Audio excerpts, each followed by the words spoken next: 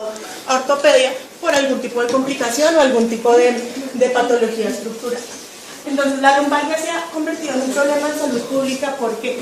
Porque aparte es uno de los motivos de consulta de los pacientes simuladores.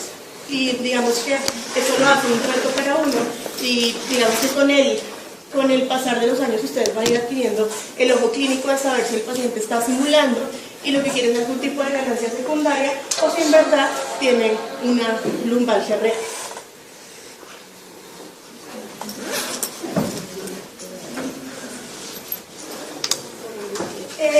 La lumbalgia puede ser de intensidad, pues digamos que variada, de leve a muy intensa, según no solo el umbral del paciente, sino también el compromiso que haya. Y aunque no haya daño estructural, la lumbalgia puede ser muy severa y asimismo incapacitante. La mayoría o la etiología más frecuente es definitivamente la lumbalgia inespecífica. La lumbalgia inespecífica es la que nosotros la llamamos que no tiene compromiso estructural, quiere decir que no hay un componente causal, sino es simplemente asociada a una mala postura, a falta de higiene postural o a un mal ejercicio. Otra cosa importante con la lumbalgia es que racionalizamos el uso de las imágenes diagnósticas. ¿Por qué? Porque, como les digo, como es un motivo de consulta demasiado frecuente, no a todos los pacientes los podemos tomar imágenes. ¿Por qué? Porque se nos volvería un gasto innecesario para tener el 90% de las imágenes normales. Por eso tenemos que tener en cuenta cuáles son los signos de alarma específicos de la lumbalgia que nos van a hacer pensar que necesitamos toma de imágenes. En cuanto a la definición, la lumbalgia se define como un dolor, tensión muscular o rigidez que causa molestia al paciente. Y algunos se sabe la limitación anatómica de la lumbalgia.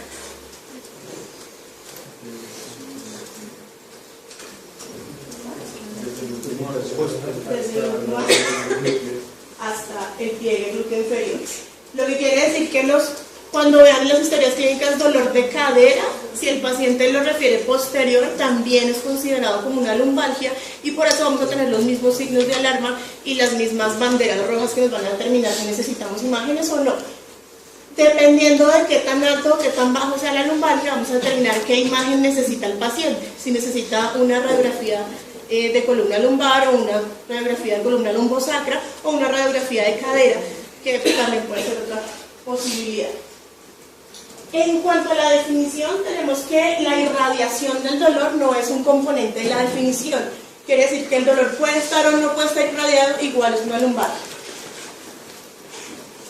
Epidemiológicamente, más o menos el 60-80% de la población adulta colombiana en algún momento de su vida ha tenido una lumbalgia. Quiere decir que la mayoría de nosotros en algún momento hemos tenido una lumbalgia.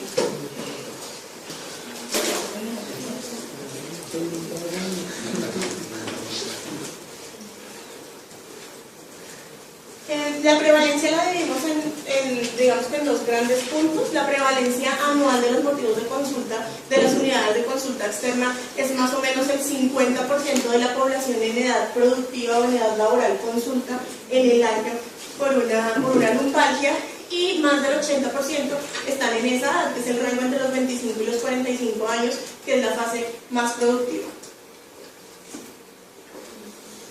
En general, la lumbalgia es de buen pronóstico, se autolimita y no necesita de nuestros mayores esfuerzos o medicación o digamos que esfuerzo terapéutico para solucionar.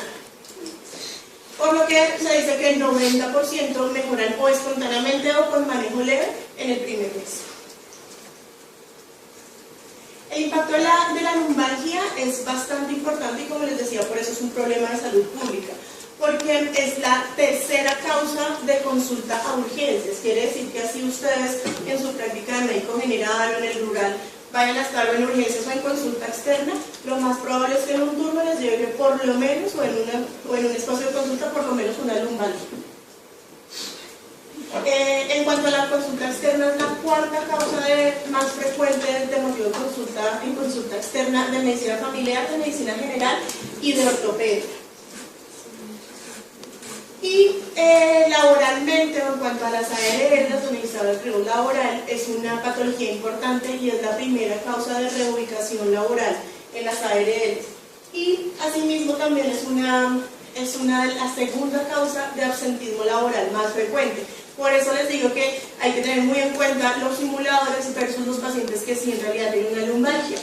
Porque para un trabajador que necesita un día de permiso o simplemente incapacitarse algunos días por burnout, por su trabajo, por lo que sea, es muy fácil simular una lumbalgia, igual que pasa con las cefaleas, porque es algo que estructuralmente o que nosotros no necesitamos que el paciente tenga la garganta roja o que tenga mocos o que tenga tos. Puede no tener nada físicamente, pero en verdad tener una lumbalgia, o al contrario, no tener nada y no tener tampoco ningún tipo de dolor. Solo el 30% de las lumbalgias se cronifican y esas son, digamos, que las que más impacto social tienen, porque más frecuentemente van a necesitar incapacidad, absentismo laboral, y van a necesitar también consulta externa o urgencia. El reporte nacional de invalidez reporta las lumbalgias como la segunda causa de lesiones por invalidez en personas jóvenes. En cuanto al dolor lumbar, puede tener origen en cualquiera de las estructuras que componen la columna lumbosacra. Digamos que no es el objetivo de esta revisión hacer la revisión anatómica, pero la región lumbar en general es una región altamente inervada, lo que quiere decir que es muy fácil, o cualquier compromiso, así sea mínimo de cualquiera de las estructuras que la componen, va a tener o va a poder causar potencialmente un dolor lumbar. En cuanto al dolor, digamos que las causas más frecuentes de mecanismo de trauma o mecanismo de inicio de la lumbalgia van a ser las traumáticas, por tensión muscular, que lo va a causar usualmente el estrés, o asimismo también posiciones inadecuadas, y la inflamación local por algún tipo de lesión leve. El dolor primario referido va a causar siempre inflamación local, no inflamación visible, pero sí inflamación que el paciente va a interpretar o va a referir como dolorosa.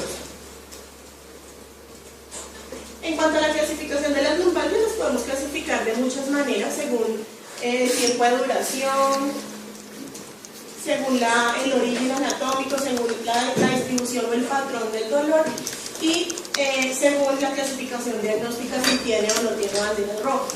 Entonces, según la duración, vamos a hablar de lumbalgia aguda y crónica. Según la distribución, vamos a hablar de dolor lumbar mecánico inflamatorio cuando no tienen signos de radiculopatía, dolor radicular cuando obviamente tiene signos de radiculopatía, dolor ciático, y dolor referido cuando sospechamos que tiene un origen abdominal o en músculos o en órganos pélvicos y lo está refiriendo el paciente como una lumbalgia. Y en cuanto a la clasificación diagnóstica, si va a haber un compromiso estructural o una patología asociada, la vamos a clasificar como una enfermedad sistémica radicular o como una lumbalgia inespecífica o por compresión. En cuanto a la duración, como les digo, vamos a clasificar en agudo, subagudo y crónico. En agudo tenemos un dolor menor a 6 semanas, en subagudo vamos a tener un dolor entre 6 y 12 semanas y en crónico más de 12 semanas.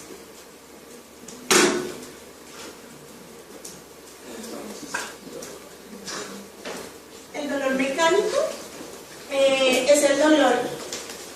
Vamos a dividirlos, el tipo de dolor, como para que ustedes sepan o sospechen si hay o no componente estructural en dos tipos. El primero es el dolor mecánico. Entonces el dolor mecánico tiene una característica súper importante, es que mejora con el reposo. Y es el paciente que dice, no, pues yo me acuesto y siento un alivio, o me siento y siento un alivio, pero es al pararme, o al cambiar de posición, o al estar mucho tiempo de pie, que más me duele.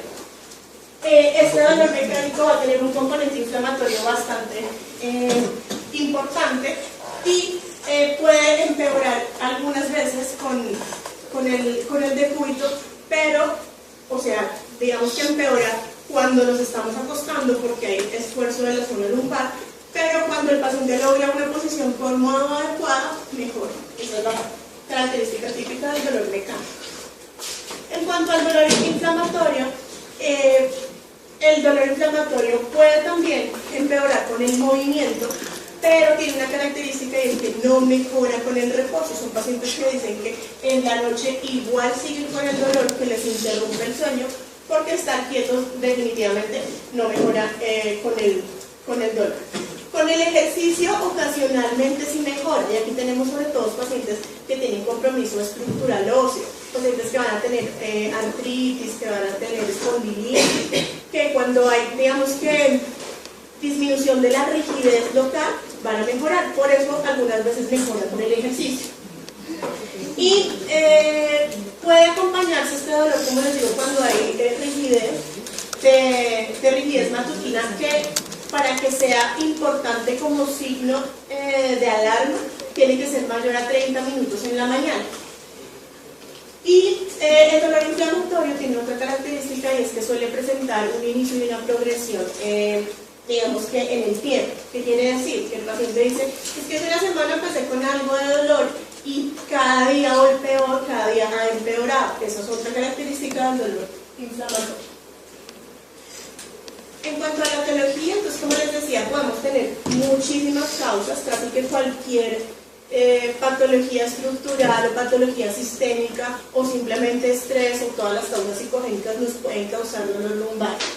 Entre las causas, digamos que más frecuentes tenemos las traumáticas agudas, las inflamatorias no infecciosas por daño local, las infecciosas, también las lesiones en partes blandas, las psicógenas y los dolores por neoplasias.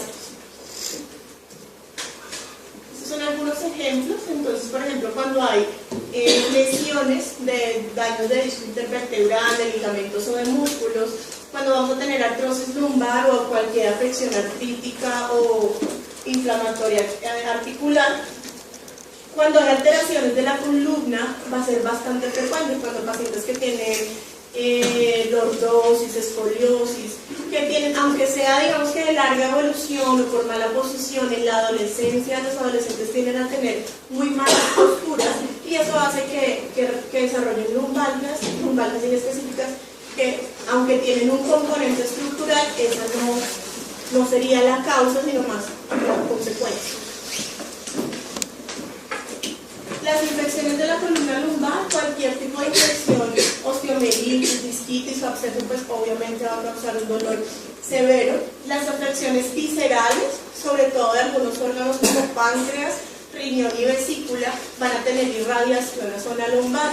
No sé si se acuerdan en cirugía cuando estudiaban, por ejemplo, la colelitiasis, que el dolor es referido en banda y en cinturón, es referido a zona lumbar, y por eso también a veces los pacientes lo interpretan como una lumbalgia y el motivo de consulta no es dolor abdominal, sino es una lumbalgia. Por eso, siempre que tengan una lumbalgia, aparte del examen neurológico, que somos como siempre muy conscientes que tenemos que hacer, el examen físico tiene que ser muy completo, y el examen abdominal, verificar que el origen del dolor no sea un dolor abdominal referido a columna. Las lesiones neurológicas, pues evidentemente nos van a causar y son lumbalgias, y son evidentes que tienen un origen neurológico por las características del dolor. Las malas posturas, como les decía, usualmente nosotros al estudiar, si tenemos el computador muy alto, muy bajo, si la mesa es más baja de lo que está la silla, o al contrario, nos vamos a levantar con algo de dolor lumbar. Y aunque es transitorio, en algunas personas que tienen ocupaciones que duran mucho tiempo en su computador o todo el día en la oficina, puede que ese dolor se cronifique y que sea persistente. En cuanto a los problemas psicosociales, aquí tenemos sobre todo trabajadores que, como les digo, tienen algún tipo de burnout o tienen alguna ganancia secundaria, y la lumbalgia es, digamos, que la manera de manifestar todo ese componente psicosocial. Y también tenemos un grupo importante que son las amas de casa. Las amas de casa pues tienen, digamos, que actividad física importante, barrer, trapear, lavar la loza, cosas de esas que van a favorecer el desarrollo de lumbalgias, que asociados a problemas familiares, a estrés, a tristeza, a depresión, a cualquier cosa que las pueda afectar, muy frecuentemente consultan por lumbalgia. Otros, digamos que más frecuentes, son el sedentarismo, para personas con baja actividad física, con sobrepeso, para adultos mayores que van teniendo poco a poco mayor, digamos que más frecuencia de malas posturas o de algún tipo de inmovilismo. El tabaco, el alcohol y el consumo de drogas también se asocian con lumbar. En cuanto a la frecuencia de la etiología, como les decía, la inespecífica es la más frecuente, la que no tiene componente estructural asociado. Hasta el 90% de los casos no tienen componente estructural. Solo en el 3% de los casos las lumbares van a tener compromiso del disco radicular. Estenosis del canal medular hasta en el 3% en frecuencia, y tumores, infecciones o fracturas también entre el 2 y el 3%, siendo, digamos, que el mínimo porcentaje. Y tenemos las otras, como las artropatías, como las condilitis anquilosantes, y los dolores referidos como el menos del 1%, lo que quiere decir que es una patología que, aunque, como les digo, es muy frecuente, tenemos el 90% ganado cuando el paciente entra, porque el 90% de la probabilidad es que no vaya a tener un daño estructural. En cuanto al diagnóstico, como todo en medicina, lo más importante es la historia clínica. La anamnesis nos va a dar a nosotros, cuando ustedes terminen la anamnesis, ya van a tener el 90% del diagnóstico del paciente, si son muy juiciosos haciendo una buena anamnesis. En el examen físico, como les decía, es muy importante la inspección, que ustedes desnuden al paciente totalmente y vean en su zona dorsal y lumbar cualquier tipo de curvatura, lesión o alteración que lo puedan ver a simple vista. En esta inspección es importante que hagan hacer al paciente movimientos activos específicos, como movimientos laterales, o que se agache para ver exacerbación o mejoría del dolor. Y en cuanto a las apófisis espinosas, debemos hacer palpación y percusión de todas las apófisis espinosas, no solo lumbares, sino dorsales también. Para el examen físico vamos a tener unas maniobras especiales que creo que todos en algún momento de la vida hemos visto, pero hasta que uno no los hace no se siente seguro y no las entiende. Entonces ya les traje los ejemplos para que las miren. Y al examen físico, dentro de la historia clínica, es muy importante que detectemos signos de enfermedad no orgánica o alteraciones psicosociales. Por eso es que es tan importante que ustedes siempre pregunten el paciente con quién vive, en qué trabaja, cómo se ha sentido, si últimamente o antes o en el momento de la aparición del dolor tuvo algún problema o algo a lo que él asocia el dolor. Cuando los pacientes tienen alguna causa psicosocial, normalmente ellos no lo refieren, pero lo que pasa es que uno no lo interroga. En la práctica de médico general no es usual que uno le pregunte al paciente ¿y por qué cree que le duele? O cómo van las cosas en su casa, cómo van las cosas en el trabajo. Y eso hace que se nos pasen muchas causas psicosociales que son fácilmente solucionables o por lo menos fácilmente detectables y no tienen mayor costo en la atención de salud. Como les decía, es bien importante determinar si el paciente está fingiendo o no, si es un simulado. En 3 puntos que nos van a ayudar a encontrar estos pacientes van a ser, primero, que el dolor es inespecífico. Cuando ustedes le preguntan paso a paso la aparición, la localización, la intensidad, el paciente tiende como a dudar en lo que le están preguntando cuando son muy minuciosos en la anamnesis. De simulación, entonces ustedes le dicen, ¿y el trabajo le duele más? ¿En la casa le duele más? Cosas de esas que hagan pensar si es asociado al trabajo o es asociado a la casa. Los pacientes tienden como a patinar y a dudar. Y patrones de distracción, por ejemplo, hablarle mientras lo están examinando, que el paciente se preocupe más por lo que le tienen que decir a ustedes y no por la prueba que le están haciendo. En la SEC, en el SHORE, en cualquier prueba que le hagan, háblenle siempre al paciente porque eso los distrae. Igual que cuando están examinando el abdomen. En cirugía no le enseñan a uno mucho, pero si ustedes le hablan al paciente mientras están palpando el abdomen, el paciente se distrae de lo que tiene entre comillas que referirle al médico, y más fácilmente ustedes detectan si tiene signos de irritación peritoneal o si está fingiendo un dolor. Y en la lumbar le pasa exactamente lo mismo, igual que en la cefalea. Otro punto característico de los pacientes simuladores es que tienen hiperreacción. Quiere decir que si el paciente refiere que le duele un punto específico, ustedes lo tocan y el paciente dice ¡ah! Y va a gritar y va a hacer un show. Pero si ustedes le hablan al rato y vuelven y le tocan sin que se den cuenta, ya no se dolió tanto. Dependiendo de qué tan alto o qué tan bajo sea la lumbalgia, vamos a determinar qué imagen necesita el paciente. Si necesita una radiografía de columna lumbar o una radiografía de columna lumbosacra o una radiografía de cadera, que también puede ser otra posibilidad. En cuanto a la definición, tenemos que la irradiación del dolor no es un componente de la definición. Quiere decir que el dolor puede estar o no puede estar irradiado, igual es una lumbalgia. Epidemiológicamente, más o menos el 60-80% de la población adulta colombiana en algún momento a ortopedia por algún tipo de complicación o algún tipo de patología estructural. Entonces la lumbalgia se ha convertido en un problema de salud pública. ¿Por qué? Porque aparte es uno de los motivos de consulta de los pacientes simuladores. Y digamos que eso lo hace un reto para uno y digamos que con el pasar de los años ustedes van a ir adquiriendo el ojo clínico de saber si el paciente está simulando y lo que quieren es algún tipo de ganancia secundaria o si en verdad tienen una lumbalgia real.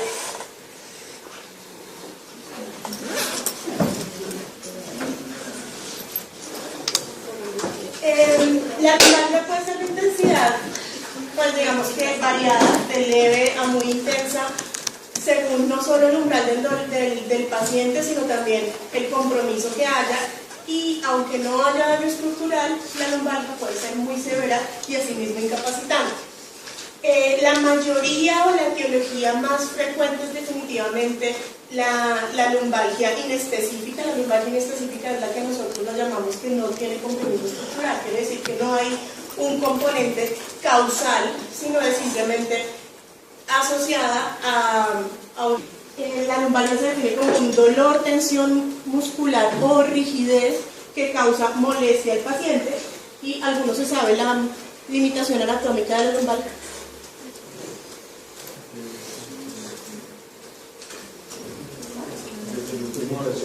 Desde el último hasta el pliegue glúteo inferior.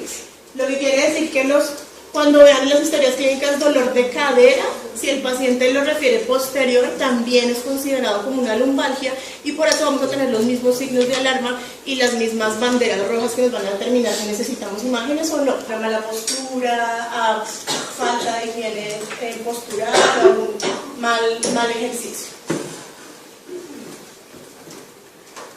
Otra cosa importante con la lumbalgia es que racionalizamos el uso de las imágenes diagnósticas. ¿Por qué? Porque como les digo, como es un motivo de consulta demasiado frecuente, no a todos los pacientes los podemos tomar imágenes. ¿Por qué? Porque se nos volvería un gasto innecesario para tener el 90% de las imágenes normales. Por eso tenemos que tener en cuenta cuáles son los signos de alarma específicos de la lumbalgia que nos van a hacer pensar que necesitamos toma de imágenes. En cuanto a la definición,